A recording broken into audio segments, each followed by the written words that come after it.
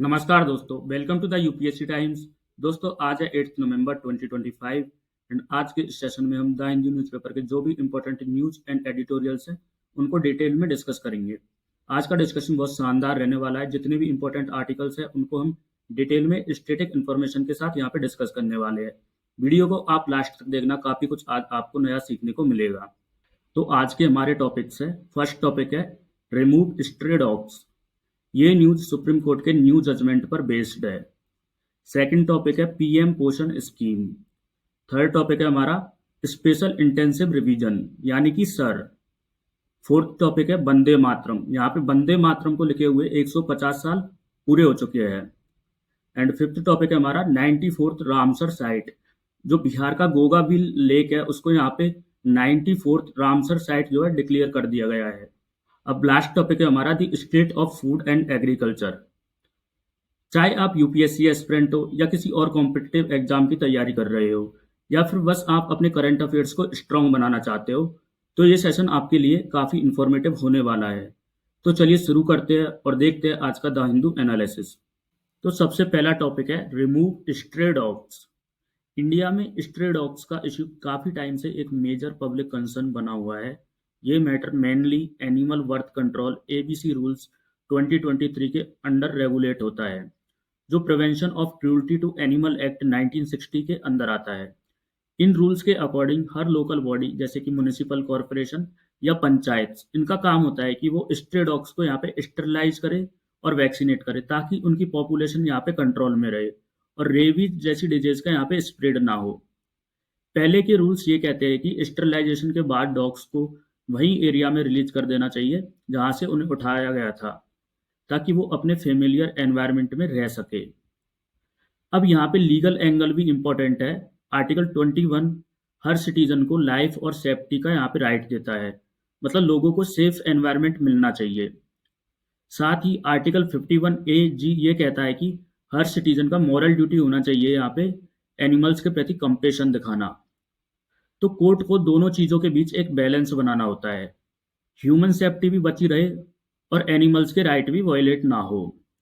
पहले भी supreme court और हाई कोर्ट ने कहा था कि मास किलिंग यहाँ पे कोई सॉल्यूशन नहीं है, फोकस होना चाहिए साइंटिफिक और ह्यूमन मैनेजमेंट पर। अभी सुप्रीम कोर्ट ने अपनी सुओ मोटो प्रोसीडिंग्स में एक इम्पोर्टेंट ऑर्डर दिया है, क्योंकि पूरे देश में डॉग बाइट्स केस बहुत बढ़ रहे हैं। कोर्ट ने कहा है कि सभी स्टेट्स और यूनियन टेरिटरीज को तुरंत स्ट्रे डॉग्स को स्कूल्स, हॉस्पिटल्स, रेलवे स्टेशन, बस स्टैंड्स और स्पोर्ट्स कॉम्प्लेक्सेस जैसे पब्लिक प्लेस से हटाए ये डॉग्स को डेजिग्नेटेड शेल्टर में शिफ्ट किया जाए। लेकिन उससे पहले स्टेरिलाइजेशन और वैक्सीनेशन करना मैंडेटरी है, जैसे एबीसी रूल्स कहते हैं। सबसे इम्पोर्टेंट बात यह है कि सुप्रीम कोर्ट ने क्लियर ऑर्डर दिया है कि इन डॉग्स को सेम लोकेलिटी में वापस रिलीज नहीं किया जाएगा, क्योंकि अगर ऐसा हुआ तो ये डायरेक्शंस का पूरा इफेक्ट यहाँ पे खत्म हो जाएगा और पब्लिक प्लेसेस फिर से अनसेफ बन जाएंगे। कोर्ट ने यह भी नोटिस किया कि रोड्स और हाईवेज पर केटल और स्ट्रे एनिमल्स की वजह से एक्सीडेंट्स काफ़ी ज़्यादा हो रहे हैं। इसलिए कोर्ट्स ने national highways authority of India और ट्रांसपोर्ट बॉडीज को ऑर्डर दिया है कि वो हाईवेज से स्ट्रे एनिमल्स और केटल को रिमूव किया जाए, ताकि एक्सीडेंट यहाँ पे कम हो सके। साथ ही म्यूनिसिपल अथॉरिटीज को बोला गया है कि वो 8 वीक्स के अंदर कंप्लायंस रिपोर्ट फाइल करे, जिसमें बताए कि उन्होंने क्या स्टेप्स लिए हैं कोर्ट के डायरेक्शंस को फॉलो करने के लिए। सिंपल वे में देखें तो सुप्रीम कोर्ट का ये जजमेंट एक बैलेंस्ड अप्रोच दिखाता है। कोर्ट ने ये नहीं कहा कि एनिमल्स के राइट्स को इग्नोर करो, पर पब्लिक सेफ्टी और हाइजीन इक्वली जरूरी है यहाँ पे। मतलब स्ट्रे डॉग्स को मारना सॉल्यूशन नहीं है, पर उन्हें कंट्रोल करना और उनको यहाँ पे शेल्टर प्रोवाइड करना जरूरी है, ताकि लोगों के लिए पब्लिक प्लेस सेफ रहे। अब सेकंड टॉपिक है हमारा PM Poshan scheme. Mid day meal scheme, जिसको प्रधानमंत्री पोषण शक्ति निर्मम के नाम से जाना जाता है, इंडिया की सबसे इम्पोर्टेंट वेलफेयर स्कीम्स में से एक है। ये स्कीम 1995 में स्टार्ट हुई थी, जिसका मेन ऑब्जेक्टिव था government and government aided schools के बच्चे को न्यूट्रिशन लेवल जो है प्रोवाइड करवाना। इस स्कीम के अंदर क्लास 1 से क्लास 8 तक के बच्चों को गर्म पका हुआ खाना स्कूल के टाइम पे दिया जाता है। इस स्कीम का मेन ऑब्जेक्टिव है माल न्यूट्रिशन को रिड्यूस करना, स्कूल अटेंडेंस को बढ़ाना और ड्रॉप आउट रेट कम करना, specially among childrens from economically weaker sections. Scheme jointly funded होती है ये central government and state governments के द्वारा, और implementation mostly self help groups के द्वारा होता है, एनजीओज के द्वारा होता है, या फिर स्कूल मैनेजमेंट कमिटीज के द्वारा होता है। According to the guidelines food safety और हाइजीन मेंटेन करना स्कूल की रिस्पॉन्सिबिलिटी होती है, including proper utensil, clean environment and teacher supervision during meal serving. अगर कहीं नेग्लिजेंस होती है तो अकाउंटेबिलिटी फिक्स होती है प्रिंसिपल, सेल्फ हेल्प ग्रुप और लोकल एडमिनिस्ट्रेशन के लेवल पर। अब यहाँ पे मध्य प्रदेश के श्योपुर डिस्ट्रिक्ट के एक गवर्नमेंट स्कूल का वीडियो वायरल हुआ, जिसमें बच्चों को mid day meal scrap paper और न्यूज़पेपर्स पर सर्व किया जा रहा था। कुछ बच्चे यहाँ पे फ्लोर पर बैठे थे और कुछ जो पत्तों के दोने होते हैं उनमें खाना खा रहे थे। वीडियो लोकल पर्सन ने बनाया था, जिसका यहाँ पे वायरल होने के बाद लोगों ने क्वालिटी और बच्चों की डिग्निटी पर यहाँ पे सवाल उठाए। इस इंसिडेंट के बाद डिस्ट्रिक्ट एडमिनिस्ट्रेशन ने तुरंत एक्शन लिया और स्कूल प्रिंसिपल जो भागाराम धाकड़ था उसको यहाँ पे सस्पेंड कर दिया, और सेल्फ हेल्प ग्रुप का जो कॉन्ट्रैक्ट था उसको कैंसिल कर दिया यहाँ पे। ये इंसिडेंट गवर्नेंस और इम्प्लीमेंटेशन फेल्योर का एक क्लियर एग्जाम्पल है। स्कीम्स के ऑब्जेक्टिव तो स्ट्रांग है, न्यूट्रिशन, एजुकेशन, डिग्निटी इंश्योर करना, लेकिन ग्राउंड लेवल पर एजुकेशन में अकाउंटेबिलिटी में मॉनिटरिंग वीक पड़ती है। ऐसे केसेस हाईलाइट करते हैं कि वेलफेयर स्कीम सिर्फ अनाउंस करने से नहीं, बल्कि कंटिन्यूस मॉनिटरिंग, ट्रांसपेरेंसी और लोकल लेवल रिस्पॉन्सिबिलिटी फिक्सिंग की यहाँ पे ज़रूरत होती है। अब हमारा नेक्स्ट टॉपिक है स्पेशल इंटेंसिव रिवीजन, यानी कि सर। इंडिया का डेमोक्रेटिक सिस्टम तभी स्ट्रांग होता है जब इलेक्शंस फ्री एंड फेयर हो। ये responsibility election commission of India के पास होती है, जिसको यहाँ पे आर्टिकल 324 के अंदर ये पावर दी गई है। इलेक्शन प्रोसेस का सबसे इम्पोर्टेंट पार्ट है वोटर लिस्ट, जिसको हम इलेक्टोरल रोल कहते हैं। अगर ये लिस्ट सही ना हो, मतलब डुप्लीकेट या फेक नेम्स इसमें इंक्लूडेड हो और जेन्युइन वोटर्स के नाम यहाँ से मिसिंग हो, तो free and fair election possible नहीं होगा। इसलिए ECI time to time voter list का रिवीजन करती है। नॉर्मल सिचुएशंस में हर साल समरी रिवीजन होती है, लेकिन जब वोटर लिस्ट में ज़्यादा इरेगुलरिटीज बढ़ जाती है तो ईसीआई एक स्पेशल इंटेंसिव रिवीजन करवाती है। एसआईआर बेसिकली एक क्लीन अप एक्सरसाइज होती है, जहां बूथ लेवल ऑफिसर्स घर घर जाके वेरीफाई करते हैं कि वोटर लिस्ट एक्यूरेट है या नहीं। ये पूरा प्रोसेस यहाँ पे representation of people act 1950s के रूल्स के अंदर होता है। अब 2025 में ईसीआई ने डिसाइड किया कि पूरे भारत में एक पैन इंडिया एसआईआर कराया जाएगा। ये डिसीजन जून 2025 में लिया गया था, और सबसे पहले ये प्रोसेस बिहार में स्टार्ट हुआ। बिहार यहाँ पे एक टेस्ट केस बन गया, क्योंकि बिहार में अभी इलेक्शन भी हुए हैं। अब नवंबर 2025 से एसआईआर 9 स्टेट्स और 3 यूनियन टेरिटरीज में शुरू हुआ है, जैसे तमिलनाडु, केरला, वेस्ट बंगाल, उत्तर प्रदेश, राजस्थान, गुजरात, छत्तीसगढ़, मध्य प्रदेश, गोवा और UTs like Andaman and Nicobar, Lakshadweep और पुडुचेरी। इस एसआईआर के अंदर 51 करोड़ वोटर्स कवर होंगे, यानी देश के आधे से ज़्यादा इलेक्टोरेट। इस प्रोसेस में लगभग 5.33 लाख पोलिंग स्टेशंस एंड उतने ही बूथ लेवल ऑफिसर्स यहाँ पे इन्वॉल्व है। ये स्केल दिखाता है कि ये एक बहुत बड़ा और कॉम्प्लेक्स एडमिनिस्ट्रेटिव टास्क है, जिसमें यहाँ पे एक्यूरेसी, ट्रांसपेरेंसी और पॉलिटिकल सेंसिटिविटी सब मेंटेन करना पड़ेगा। लेकिन हर स्टेट का चैलेंज यहाँ पे अलग अलग है। जैसे तमिलनाडु और केरला ने एसआईआर को लेके थोड़ा सस्पिशियन दिखाया है, और वेस्ट बंगाल ने इसको ओपनली यहाँ पे अपोज किया है। उनका कहना है कि ये एक्सरसाइज सिटीजनशिप या इनफिल्ट्रेशन के नाम पर लोगों को डिसइनफ्रेंचाइज कर सकती है। उत्तर प्रदेश जैसी स्टेट में माइग्रेशन और सोशल डाइवर्सिटी के इश्यूज अलग है, इसलिए one size fits all approach यहाँ काम नहीं करेगी। ईसीआई को एक तरफ स्टैंडर्ड प्रोसेस यहाँ पे मेंटेन करना है, और दूसरी तरफ हर स्टेट के लोकल कंडीशंस को भी यहाँ पे समझना होगा। ट्रांसपेरेंसी मेंटेन करने के लिए ईसीआई ने कुछ रूल्स बनाए हैं। सबसे पहला, इन्यूमरेशन फेज के दौरान किसी भी वोटर से यहाँ पे कोई डॉक्यूमेंट कलेक्ट नहीं किया जाएगा, ताकि लोगों का ट्रस्ट यहाँ पे बना रहे। बूथ लेवल ऑफिसर हर घर जाकर, मतलब हर घर 3 बार विजिट करेगा, ताकि कोई भी यहाँ पे जेन्युइन वोटर मिस ना हो। And forms for inclusion form 6, deletion form 7 और करेक्शन फॉर्म 8 सेम रहेंगे।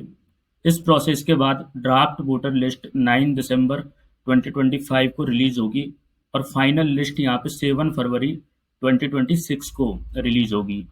ये टाइमलाइन इंश्योर करेगी यहाँ पे कि एलिजिबल वोटर को वोट करने का चांस मिले और फेक एंट्रीज रिमूव हो जाए।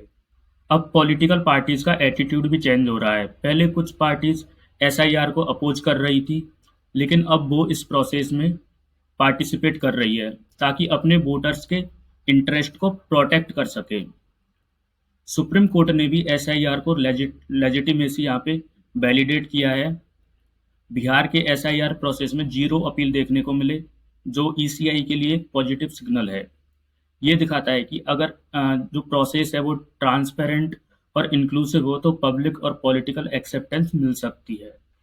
अब ईसीआई के सामने सबसे बड़ा चैलेंज ये है कि इस मासिव एक्सरसाइज को एम्पैथी और स्किल के साथ एग्जीक्यूट करे, वोटर्स का जो ट्रस्ट है उसको मेंटेन करे, जो कि सबसे ज़रूरी है, क्योंकि डेमोक्रेसी तभी स्ट्रांग है जब हर सिटीजन यहाँ पे कॉन्फिडेंटली जो है वोट दे सके। अब नेक्स्ट टॉपिक है हमारा वंदे मातरम, जो कि हमारा नेशनल सॉन्ग है। वंदे मातरम इंडिया के फ्रीडम स्ट्रगल का एक पावरफुल नेशनल सॉन्ग था, जिसे बंकिम चंद्र चट्टोपाध्याय ने 7 नवंबर 1875 को लिखा था। ये पोइम उनके फेमस नॉवल आनंद मठ का एक हिस्सा थी। इस सॉन्ग के टोटल 6 स्टेंजेस थे, जिसमें भारत माता को एक डिवाइन मदर के रूप में दिखाया गया है, प्रॉस्पेरिटी, करेज और यूनिटी के सिंबल्स के साथ। फ्रीडम स्ट्रगल के दौरान वंदे मातरम देश के लिए एक स्लोगन बन गया था। इसने देश के हर कोने में पेट्रियोटिक स्पिरिट जगाई, लेकिन समय के साथ इसके कुछ वर्सेस को लेकर कंट्रोवर्सी भी बनी, क्योंकि उसमें हिंदू गॉडेस इमेजरी का ज़्यादा प्रभाव था। अब उस टाइम यहाँ पे फ्रीडम मूवमेंट एक कंपोजिट स्ट्रगल था। हिंदू और मुस्लिम दोनों कम्युनिटीज उसका हिस्सा थे। कुछ मुस्लिम लीडर्स को लगा कि इस सॉन्ग के कुछ पार्ट्स रिलीजियस सेंटीमेंट को हर्ट करते हैं। इसी बैकग्राउंड में 1937 में इंडियन नेशनल कांग्रेस ने एक कमेटी बनाई, जिसमें जवाहरलाल नेहरू और सुभाष चंद्र बोस जैसे लीडर्स शामिल थे। कमेटी ने रिकमेंड किया कि इस सॉन्ग के फर्स्ट 2 स्टेंजेस को ही ऑफिशियल सॉन्ग के रूप में माना जाए, क्योंकि वो प्योरली पैट्रियोटिक और सेक्युलर टोन रखते थे। इसलिए कांग्रेस ने अपने फेजपुर सेशन 1937 में इसी ट्रंकेटेड वर्जन को अपनाया। बाद में 24 जनवरी 1950 को कॉन्स्टिट्यूएंट असेंबली ने भी इन्हीं 2 स्टेंजेस वर्जन को national song of Republic of India के रूप में ऑफिशियली अडॉप्ट किया। अब बात करते हैं 2025 के करंट इश्यू की, जहां प्राइम मिनिस्टर नरेंद्र मोदी ने वंदे मातरम के 150 साल के सेलिब्रेशन के दौरान 1937 में कांग्रेस ने सॉन्ग के क्रूशियल वर्सेस को हटा दिए थे, जिससे इसका असली एसेंस टूट गया। उनके अकॉर्डिंग वंदे मातरम का ये फ्रेगमेंटेशन देश के विभाजन के देश के पार्टीशन का जो है कारण बन गया। पीएम मोदी ने कहा कि वंदे मातरम ने फ्रीडम स्ट्रगल के टाइम पूरे देश को एक साथ जोड़ा था, लेकिन जब इसके कुछ स्टेंजेस हटा दिए गए तो इसकी स्पिरिट कमजोर पड़ गई। उन्होंने इस बात को एक सिंबॉलिक इशू के रूप में रखा और कहा कि डाइवर्स थिंकिंग 1937 में थी, वही माइंडसेट आज भी देश के लिए एक चैलेंज बनी हुई है। इसी इशू को आगे बढ़ाते हुए बीजेपी स्पोक्सपर्सन ने कांग्रेस पर आरोप लगाया कि नेहरू की लीडरशिप में पार्टी ने कम्युनल अपीजमेंट के चलते फुल वर्जन को रिजेक्ट किया था। उन्होंने ये भी कहा कि नेताजी सुभाष चंद्र बोस फुल वर्जन के सपोर्टर थे, लेकिन नेहरू ने एक लेटर लिखा था कि उसके कुछ पार्ट्स यहाँ पे मुस्लिम को करते हैं।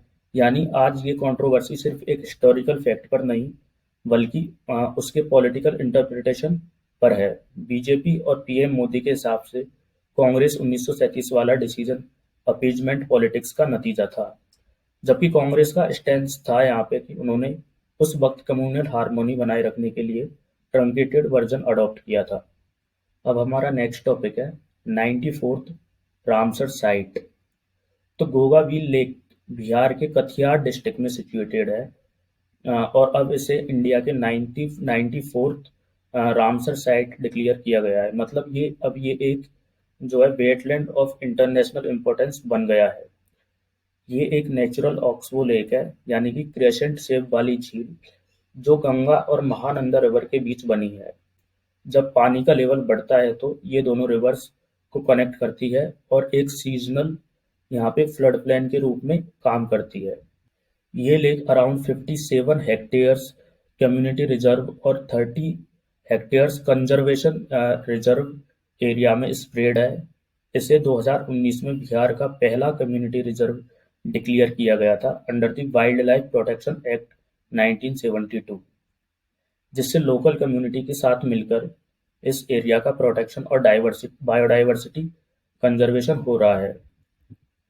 पहले 1990s में इसे क्लोज्ड एरिया डिक्लेयर किया गया था, लेकिन 2002 के अमेंडमेंट के बाद ये स्टेटस खत्म हो गया। बाद में 2004 से 2017 में इसे इम्पोर्टेंट वर्ल्ड बर्ड एरिया मतलब कि आईबीए के रूप में आइडेंटिफाई किया गया। बिकॉज यहाँ पर काफ़ी माइग्रेटरी बर्ड्स आते हैं। लोकल एनजीओ जैसे जन लक्ष्य और गोवा विकास समिति ने मिलकर इस एरिया के प्रोटेक्शन के लिए एफर्ट किया, जिससे 2019 में इसे दोबारा लीगल रिकॉग्निशन मिला। अब 2025 में यहाँ पे गोगा बील को रामसर साइट का स्टेटस मिल गया है, जो इसका ग्लोबल इकोलॉजिकल इम्पोर्टेंस दिखाता है। ये साइट अब इंटरनेशनल लेवल पर मॉनिटर होगी और सस्टेनेबल यूज और कंजर्वेशन पर फोकस किया जाएगा। नेक्स्ट टॉपिक है हमारा the state of food and agriculture. FAO यानी फूड एंड एग्रीकल्चर ऑर्गेनाइजेशन ने अपना एनुअल रिपोर्ट रिलीज किया है, जिसका टाइटल है the state of food and agriculture 2025 addressing land degradation across the land holding scales. ये रिपोर्ट मेनली फोकस करती है कि किस तरह से इंसानों के एक्टिविटीज़ के कारण लैंड डिग्रेड हो रही है और इसका direct impact global food production पर पड़ रहा है। एफएओ हर साल ऐसी रिपोर्ट पब्लिश करता है जिसमें ग्लोबल एग्रीकल्चरल सिस्टम और फूड सिक्योरिटी के परफॉर्मेंस का असेसमेंट होता है।